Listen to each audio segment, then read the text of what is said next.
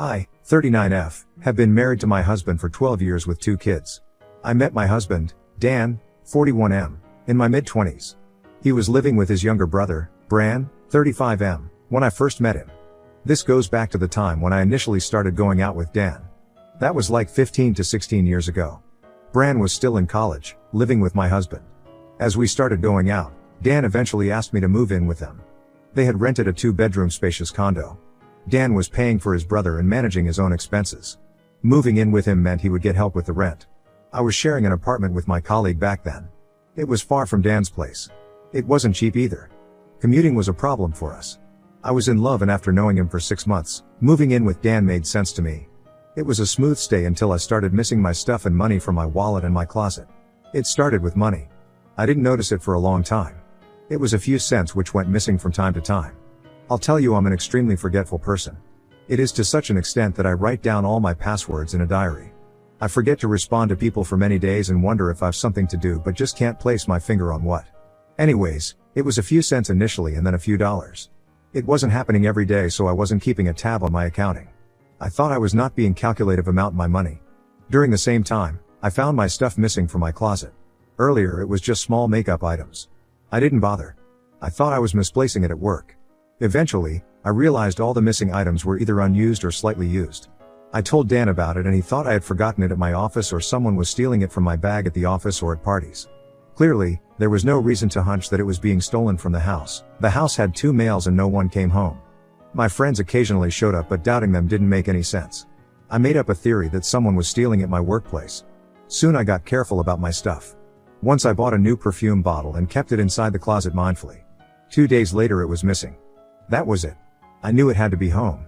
My stuff was getting misplaced from home, and who else than Bran could do it? I wanted to tell Dan about it, but the matter was so petty that I didn't want to confront it without evidence. So I placed a camera in my room facing the closet. That's where all the stuff went missing. I told Dan I needed to find out. I knew it was his brother stealing the stuff, but I told Dan that I felt my friend was doing so and I wanted to catch her red-handed. Dan didn't like the idea of placing a camera in our private space, but the camera angle didn't cover our bed, so he was good. I think he was also done with my constant nagging over losing my money and belongings, so he was like, let's get over it. I bought the camera, installed it, and then invited my friends over on a weekend. While Dan was keeping an eye on my friend, I knew who the culprit was. My friends got smashed and crashed at my place. Eventually, I and Dan also crashed on the living room couch. There was no place in the house. Dan's friends had also come over and 3 of them occupied our bedroom. I know it sounds crazy, but we were in our mid-20s and this is how we used to party back then. Not sure about the Gen's generation, but house parties for us meant 10+ people getting smashed and crashing up on a friend's couch. The next morning when we reviewed the recordings, we found several of our items were getting stolen, and it was indeed my current Bill, Bran, pulling this off. He took that opportunity to be a jackpot because there were so many people around to put the blame on. My new dress, an expensive clutch, some unused perfume bottles, and a few dollars were on the list of missing items. I was glad to put on a camera and Dan saw the truth about his brother. Dan called and confronted him. Instead of being apologetic, that dude called me BTCH for recording him. I wanted to slap him and knock out his eyeballs, but I stood calm seeing what Dan would do. It was almost 1 year of our relationship and we both were pretty serious about each other. I wanted to test Dan on how he handled such a sensitive issue. Dan slapped him hard for abusing me and asked him to apologize. Bran was such an entitled monster that instead of being sorry, he blamed me for invading their privacy and intruding on their life. Both these brothers shared a good bond and Bran felt I had come in between them. He did all these to chase me off. He said he deliberately did that and wasn't afraid to be caught. He was so sure that Dan would choose his side over me, and that's how he'll show my place. Dan threw him out of his house after that. I opted to move out. I mean, Bran was his brother and I was merely a GF of a few months. We've known each other for barely a year. Dan said it wasn't about how long, it was just about right and wrong, and Bran was clearly the one who wronged me. That was it. It strengthened our bond and inculcated trust in our relationship. Dan's parents tried to convince him to take in his brother, but he was adamant about not letting him in again. Fast forward to this day, Bran has lost his job in the pandemic and cannot manage his basic expenses. He wants us to take him in. We live in a 3-bedroom house with 2 kids. There is 1 extra room because the kids share 1 room. It's just a matter of a couple of years when both would need a separate room. Bill has a wife and a 5-year-old son. He is insisting that we let him in our extra room and his son in our kids' room. The kids' room is not spacious for 3. I also don't want his kids to be with mine. He is one of the most spoilt and pampered kids. He has never visited my house, thank God, but I have seen him bringing down my in-laws' house. Bill and his wife don't even school him. Forget about schooling, they don't even try to stop him. I don't want such a kid at my house. When Bill first approached my husband, he turned him down. Then Bill brought Mill to convince my husband. Bill is using his sob story to gain sympathy and get an entry into our house. He was in retail.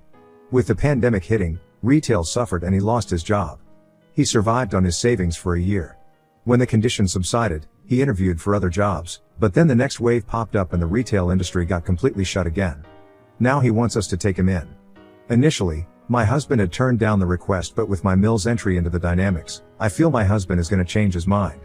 It's just not about the past. Even after 12 years of my marriage to this family, I'm still not on good terms with Bill and his family. I won't comment about Bill's wife because we have had very limited interaction, but Bill has been an evil with me in the past and his son is also one pampered kid. I really don't know how to dodge this situation. Update 1. Answering some of the common questions from the last post. Where was the Bill all these while after he was evicted by my husband from the apartment? After leaving my husband's apartment, he moved to his college dorm. He was in limited contact with my husband and not at all connected with me until my husband announced his decision to marry me. Bill was the first one to raise his eyebrows. He even badmouthed about me to my in-laws. He told them I was controlling and dominating. He continued doing so even after the wedding. He was invited to the wedding because the event was organized in a way that all my sisters and friends would be bridesmaids and all of my husband's brothers and friends would be groomsmen. In that setup, it was almost impossible to cut off Brand from the wedding. So, I kind of agreed to let him into our wedding. He maintained distance from me and so did I. That was it. Did he invite us to his wedding? No, he did the courthouse wedding, and no one from the family was invited except for my parents-in-law. It was a small and swift wedding, at least that was the reason given to all of us for no invitation. But as per the gossip mongers of the family, the actual reason was that Bill married on a tight budget. He doesn't make enough and his wife doesn't work. She still doesn't work and all the responsibility falls on Bill. The update is, after my Mill got involved, things got complicated. She has been pestering my husband to let Bill live with us. My husband tried to ignore it a few times, but ultimately he fell prey to the emotional trap of helping the younger brother and standing up for family pleas. Husband came to me and said that in-laws were pestering him to the point that it was becoming difficult for him to turn them down. He asked if there's any possibility I would agree to let Bran into our house. He was scared of the past. I asked him, do we know how long he's gonna stay with us, because honestly, no one knows when this pandemic thing is gonna end and if he's gonna pay for the groceries and other bills. We can ignore the house rent, it won't increase with their addition. But other bills would. I asked my husband if we have enough to feed an extra 3 people. He said no. I made him understand we cannot let Bill's son starve while feeding our own children just because his father doesn't earn, or how we split the groceries in the same kitchen. I work while Bill's wife doesn't and I cannot keep an eye on her if she is using my stuff in the kitchen. Letting him in was not only about our privacy or our past bitterness but also practicality. We need to straighten out these things before taking any decision. Husband knew that I was not ready for this, but he was also aware that my concerns were genuine. He said next time Bill or Mill would call him, he would discuss all these matters with them and see what they have to offer. I just hope my husband makes a mindful decision and doesn't pile up an extra load on himself. Though we both are working and with God's grace still have the job, we don't know until when. There is so much uncertainty with this new variant of virus popping up every now and then. We need to save for the rainy days. In this situation, we cannot afford to take extra burden on ourselves and especially of those people who never loved and respected us. There's also one more thing that I didn't tell my husband yet, but if such a situation arises, I will bring this up. My parents-in-law live in a spacious 2-bedroom house with an extra room used to store discarded items. They can adjust in one room and let Bill and his wife take another one. The storehouse can be converted into a kid's den. If Mill is so concerned about Bill, she can well offer to let them stay with her. Isn't this a hypocrisy? Update 2. Yeah, so my husband discussed all those concerns with Bill and my dread was also true. Bill doesn't intend to pay us for any of the household bills. He says he cannot afford to. I don't know how he has been managing to feed his family until now. Bill was like, you guys still have a job and both of you earn. Can't you take care of our expenses for a few months? It was so spineless of him to say this. We do earn, but it doesn't mean we are obliged to bear their expenses. It wasn't even a request anymore, more like an entitlement and order. My husband said we are not in a position to bear the expenses of 3 extra people. A day later Mill called up my husband and said we needed to sort this out. Bill is in serious crisis and as a family, we should help him. She suggested that we can agree on a middle ground. She added Bill to the call to sort out the matter. She said that we let them in and they'll take care of themselves. Though Bill tried to object, Mill shut him up and said, first get in the house and then we'll figure it out. Her statement was suspicious and shady. I was listening to the conversation thoroughly. Told my husband that there's no way we can let them in because their intentions don't look good. Husband placed the call on mute to discuss the details with me. Bill thought husband had hung up and he started cussing me. He told Mill that I was the manipulative BTCH who was not letting my husband help him.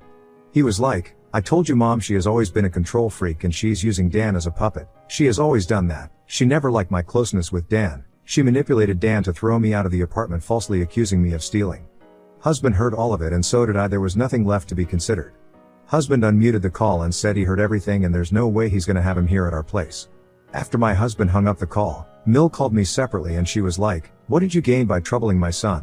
He's already in so much problem and you're adding to it. What would happen if you just let him in your spare room? They are not robbers to get away with your food and stuff." I was baffled. After hearing Bill cursing me, she was still hoping that I would help him. She didn't stop him from using the B word for me. I lost my composure.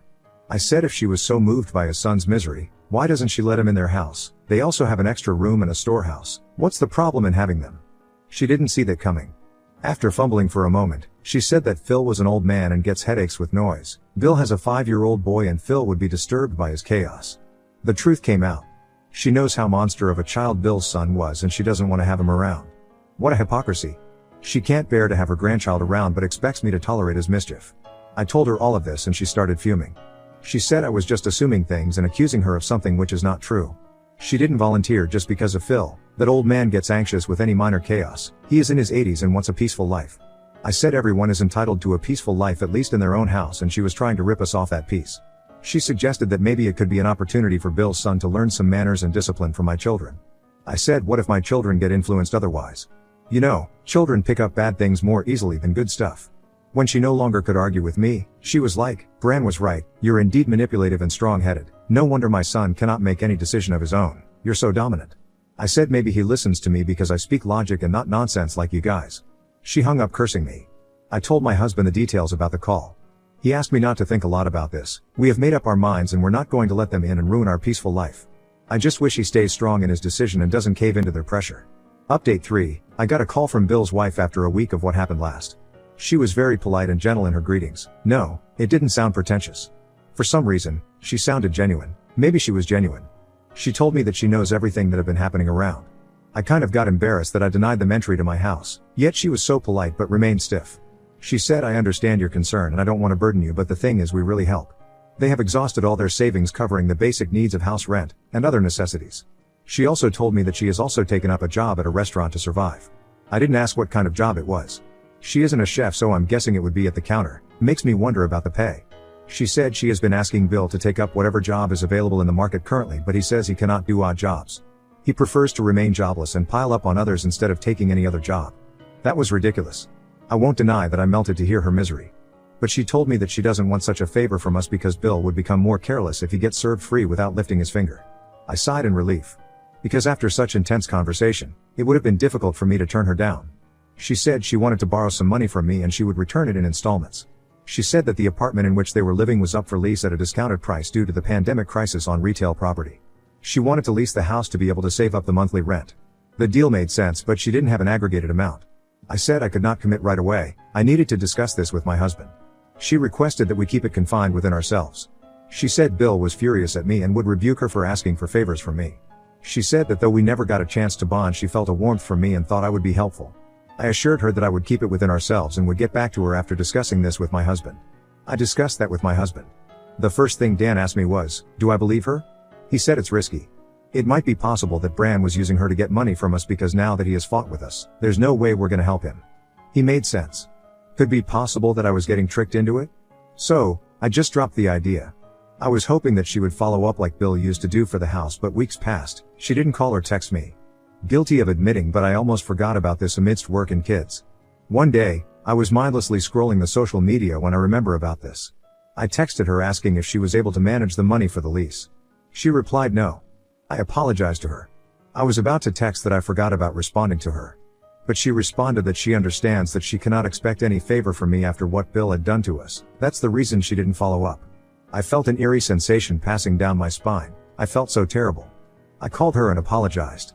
She said it was fine and didn't request for the money. She was still polite and gentle. I asked for her account details to make the transfer. She refused, saying it was fine, but I insisted. She said that they were due to vacate the house in the next few days and she wasn't sure if the owner had leased it out to someone else. I asked her to check ASAP. She was still reluctant, but I assured her that I trust her and was ready to lend. She said okay and hung up. She called me back after some time and said it was still available and at a slightly cheaper rate because the owner was not getting any takers due to the COVID crisis. I was so relieved. I made the transfer and asked her to finalize the deal with the property owner. This time I didn't even discuss this with my husband. I was so sure to help her out.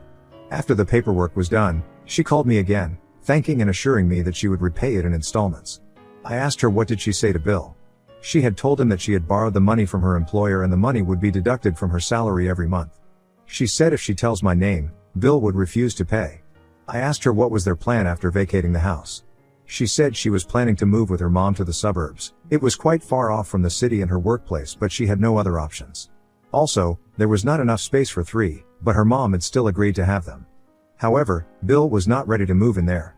He was trying to negotiate with Mill to let them in, but Mill was not agreeing. I wanted to ask how her son is so pampered and doesn't listen to anyone. But before I could ask, she told me that Bill had spoiled the kid to the extent that he didn't even listen to her. He doesn't let her discipline him, and if she ever tries to school him, he bashes her. I wanted to ask her why she even married that bum, why still hasn't divorced him yet. But that was too personal and I didn't want to hurt her. I feel he was the one not letting her work until now, and now that she's earning, it's just a matter of time before she's gonna kick him out. She told me that she would be leasing the house in her name. I feel that's her plan. I'll be glad to know when she gets rid of him.